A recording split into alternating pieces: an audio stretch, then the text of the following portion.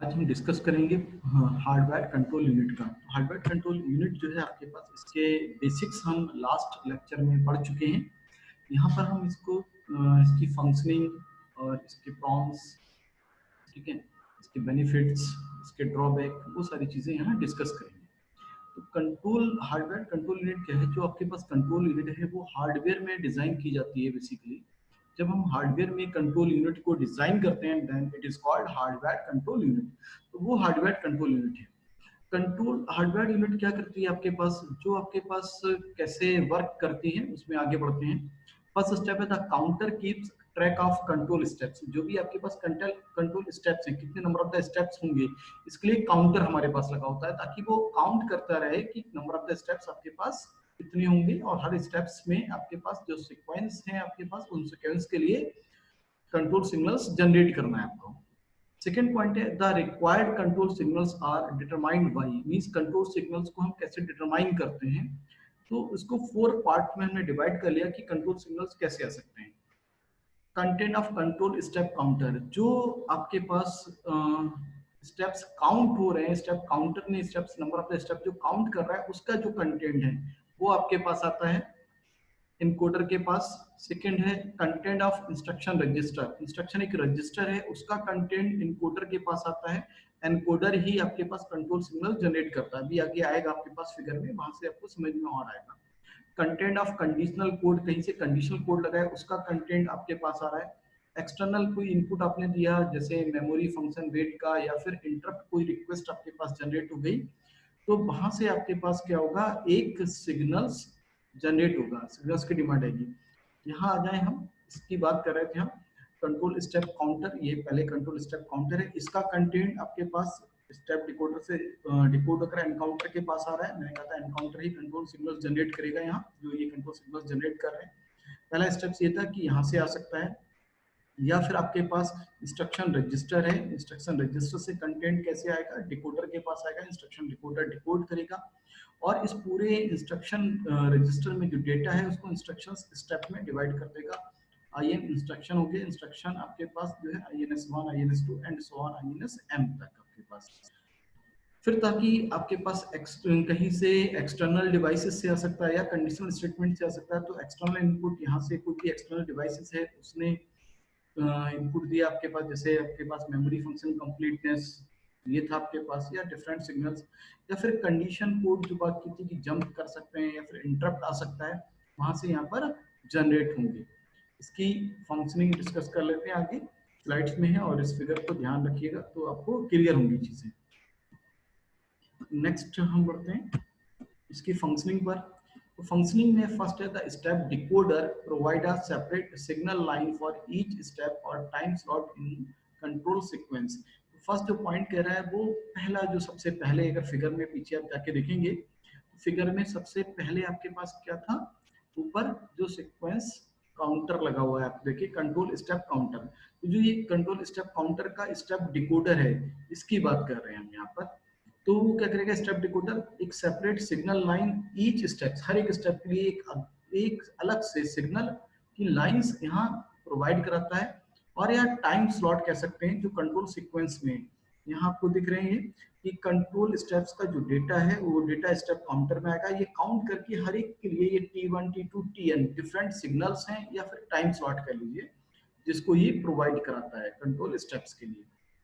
First point. Second point है output of instruction decoder, IR जो था इंस्ट्रक्शन डिकोडर जो लेफ्ट हैंड साइड में आपको दिख रहा था, IR के बाद डेटा जा रहा था इंस्ट्रक्शन डिकोडर के पास, consist of separate line for each machine instruction, हर एक मशीन इंस्ट्रक्शन के लिए सेपरेट लाइन होती है जो आपके पास IR INS1 INS2 and so on INSM तक लिखी थी। उसी की बात नीचे कर रहे हैं, for any instruction loaded in IR में जो भी लोड होगा, वन ऑफ आउटपुट लाइन, जो भी आउटपुट लाइन है INS1 through INSM is set to 1 and all others are set to 0। एक बार में एक ही को वहां पर जनरेट होगा, एक इंस्ट्रक्शन जनरेट होगा आपके पास, एक कंट्रोल सिग्नल जनरेट होगा, तो इसलिए इंस्ट्रक्शंस आपके पास जो भेज रहे हैं इनकोडर के पास, उसमें INS1 से लेके INSM तक जितनी भी आपके पास लाइंस जनरेट हुई हैं, यहाँ आप देखेंगे INS1 से लेके INS ये M तक, उसमें से कोई एक 1 होगी और बाकी सारे सिग्नल 0 होंगे, मींस एक इनेबल होगा, बाकी सारे डिसेबल सिग्नल्स हो जाएंगे। नेक्स्ट है आपके पास the input signals to encoder block are combined to generate the individual control signals. For example Y in, PC out, add and ETC. तो जो इनपुट सिग्नल्स इनकोड होते हैं ब्लॉक्स में कंबाइन करके, तो उनके लिए भी कंट्रोल सिग्नल्स जनरेट हो जाते हैं। लास्ट में रन दिखा है आपको उस साइड में, जो आपके पास सिग्नल जनरेट हो रहे हैं वहां रन है। रन अगर 1 है तो क्या होगा, काउंटर इंक्रीज होगा, काउंटर अपने आप को इंक्रीमेंट करेगा, ठीक है। And by 1 at end of every clock cycle and if run is equal to 0, then क्या होगा, अगर रन 0 हो जाएगा तो आपके पास एनकाउंटर आपके पास काउंट नहीं करेगा और यहाँ काउंटर स्टॉप हो जाएगा। मेमोरी आपके पास जो वेट फंक्शन है उसके लिए सिग्नल्स जनरेट होता है, तब तक वेट करना पड़ता है जब तक कि मेमोरी से वहां से रिप्लाई नहीं आ जाता। एक एग्जांपल Zin का एग्जांपल है, Zin is equal T1 plus T6 add T4 branch statement. तो यहाँ पर आपके पास गेट बने, आपने देखा T1 1 प्लस 1, यहाँ पर और गेट है, प्लस का मतलब और गेट है, प्लस और गेट है, प्लस और गेट में, तो यहाँ लास्ट में और गेट लगाया है जो प्लस प्लस करके बाकी चीजें और गेट में होंगी। T1 आपको पता है यहाँ से कंट्रोल जो सबसे पहले ऊपर था सीक्वेंसर, उसका जो सिग्नल्स आ रहा है आपके पास, ठीक है, स्टेप डिकोडर के पास में वो T1 था, जो स्टेप डिकोडर T1 करके डिकोड करके एनकोडर के पास भेज रहा था, तो वो T1 यहाँ पर और आ रहा है। ये आपके पास जो सिग्नल्स हैं स्टेप 4 में, ये क्या T4 और ब्रांच स्टेटमेंट ये आ गए। यहाँ पर T6 में क्या है आपके पास, स्टेप 6 में उसके साथ में ऐड हो रहा है आपके पास में, और हो रहा है, यहाँ दोनों एक साथ हैं तो मींस एंड हो रहा है, ये एंड लग गया आपके पास, यहाँ एंड हो गया आपके पास, और यहाँ इन सबका और हो गया आपके पास। तो इस टाइप से लास्ट में कंट्रोल सिग्नल जनरेट हो जाएगा, that is called Z in, Z में जो इन होगा आपके पास। जैसे ये एंड नाम से एक कंट्रोल सिग्नल है, इसको जनरेट कैसे कर रहे हैं, इसमें T7 into add plus T5 into branch BR plus T5 into N plus T4 into N, फिर ब्रांच स्टेटमेंट की कंडीशन है BR, कंडीशनल है प्लस करके, प्लस का मतलब है सारे के सारे और गेट, तो लास्ट में देखिए और गेट एंड सिग्नल जनरेट हो रहा है, तो लास्ट में जनरेट जो सिग्नल हो रहा है इसका नाम है एंड। अब सिग्नल्स कैसे हो रहे हैं आपके पास, C4 इंटू एड मीन्स यहाँ पर क्या है, एक एंड गेट लगा है, एंड गेट के बाद में अगला T5 इंटू BR के लिए एंड गेट, तो इन सब के लिए एंड गेट जहाँ प्लस है वहां और गेट है, और लास्ट में सबका और गेट के थ्रू आ जाएगा यहाँ पर। तो T7 और आपके पास ऐड के बीच में एक एंड गेट लगा दिया, T5 BR आपके पास क्या लगा दिया, अपने ब्रांच स्टेटमेंट जो भी है, ब्रांच स्टेटमेंट ट्रू होगा या फॉल्स होगा, ये ब्रांच स्टेटमेंट है, ट्रू करेंगे या फॉल्स करेंगे आप, ठीक है।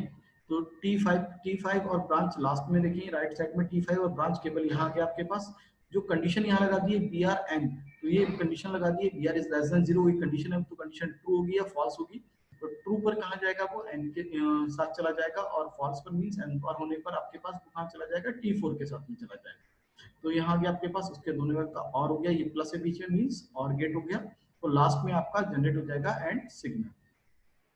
Control hardware as a state machine भी हो सकती है, स्टेट 1 स्टेट, सेकंड स्टेट, जो स्टेट की बात करते हैं, the control hardware can be visualised as a state machine that changes from one state to another in every clock cycle depending on the content of the IR instruction register के content पर ही depend करेगा, the condition code and the external input आपके पास जो provide कराया जा रहा है।